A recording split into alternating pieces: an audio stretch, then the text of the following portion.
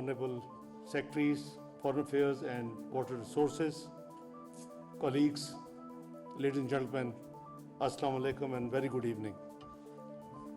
Thank you for making time for this urgent briefing at a very short notice.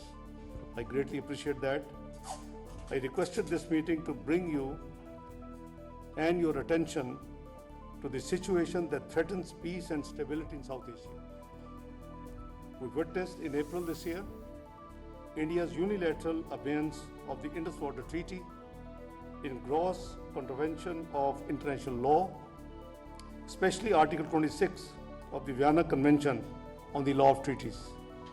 Excellencies, but what we are witnessing now is material breaches by India that strike at the heart of Indus Water Treaty, with escalating consequences both for regional stability and sanctity of international law. We have observed unusual abrupt variations in the flow of Chenab River twice this year, during 30th of April to 21st of May 2025, and in the past week from 7th to 15th of December 2025.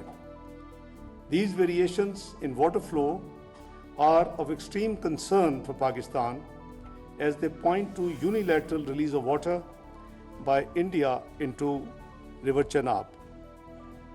India has released this water without any prior notification or any data or information sharing with Pakistan as required under the treaty. India's manipulation of water has prompted our Indus Water Commissioner, who is happened to be present here, to write a letter to his Indian counterpart seeking clarification on the matter as provided for under the Indus Water Treaty. More information on this technical aspect would be shared with you by our colleague, Secretary Water Resources of Pakistan, who has joined us for this meeting this evening.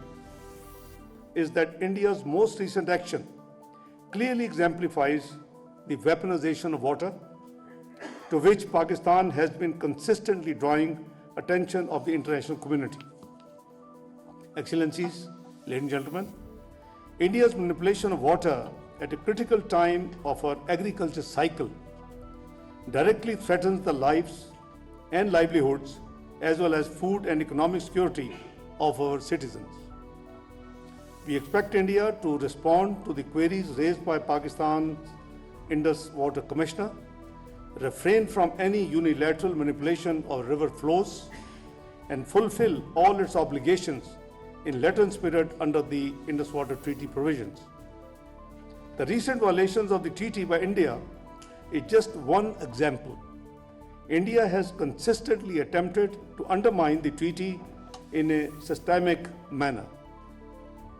India's construction of hydropower projects such as Kishanganga and Ratle involves design features that blatantly violate treaty's technical specifications. India continues to build illegal dams to sheer disregard of the treaty obligations to impose fait accompli. With building of dams, Indian capacity to store and manipulate water is also increasing, which endangers Pakistan's security, economy, and livelihood of 240 million people of Pakistan. Excellencies, India has also halted sharing the advance information, hydrological data, and joint oversight required by the treaty, which has exposed Pakistan to floods and droughts, which all of you had witnessed recently. Such illegal and irresponsible Indian conduct has all the potential to trigger a humanitarian crisis in Pakistan. The ongoing water manipulation by India gravely contravenes international human rights and international humanitarian law, while hindering progress on sustainable development goals on poverty and hunger. If India is allowed to violate treaty and obligations of India under the treaty with impunity, we are setting a very dangerous precedent. Alarmingly, India is now subverting the treaty's own dispute resolution mechanism by refusing to participate in the Court of Arbitration and Neutral Expert proceedings.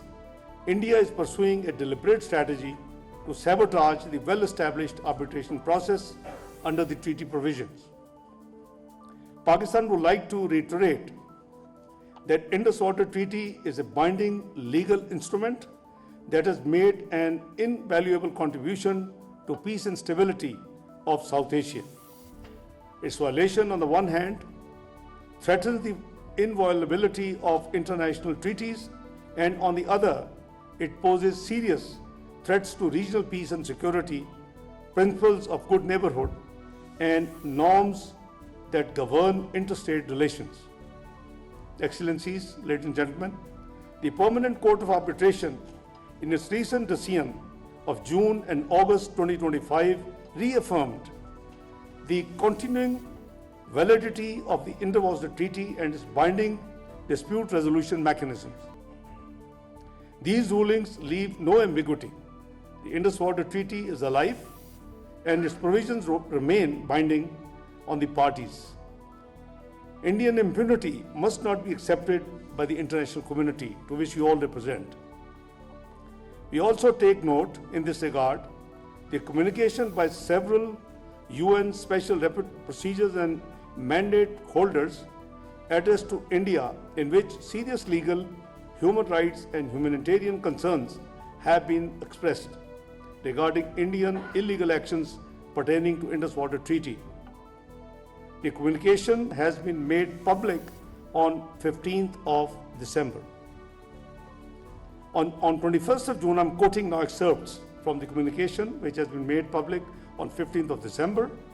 On 21st of June 2025, India's Home Minister declared that India would never restore the treaty and would instead divert waters to India's Rajasthan via a new canal.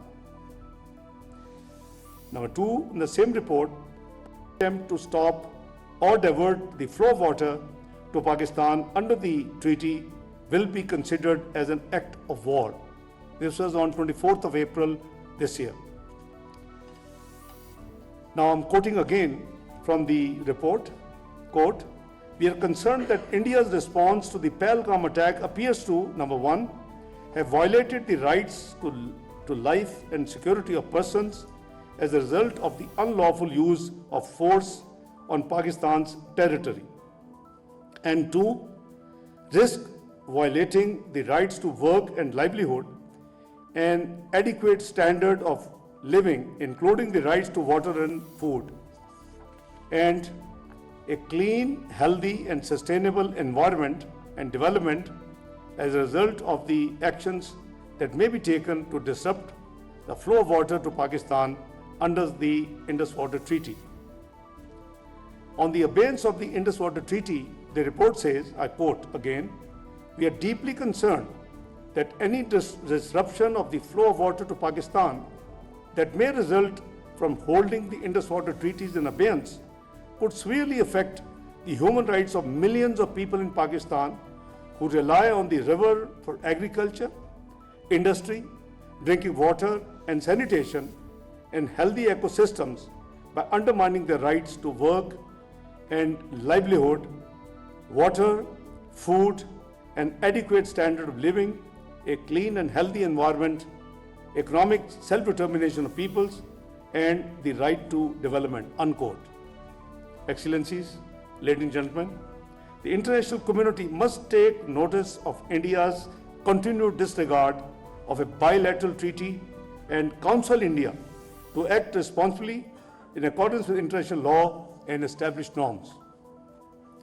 Belligerent statements keep coming from the Indian leadership clearly demonstrate Indian intentions and designs to weaponize water aimed at inflicting harm on Pakistan and its people.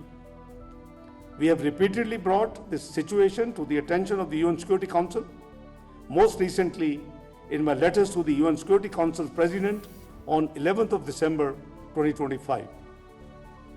I have similarly written to the UN Secretary General as well as UN President of the General Assembly to play their due role in this regard. Let me reassure you that Pakistan remains committed to peaceful resolution of disputes and issues with India, but will not compromise on the existential water rights of its people.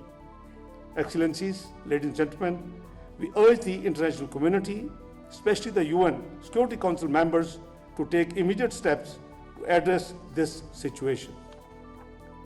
We hope that in your national capacities and capabilities, you will call on India for the immediate restoration of the Indus Water Treaty in full, stop weaponization of water, uphold international law and treaty obligations, and refrain from undermining peace and stability of South Asia. I will conclude by saying water is life and cannot be weaponized. I thank you all for joining us this evening.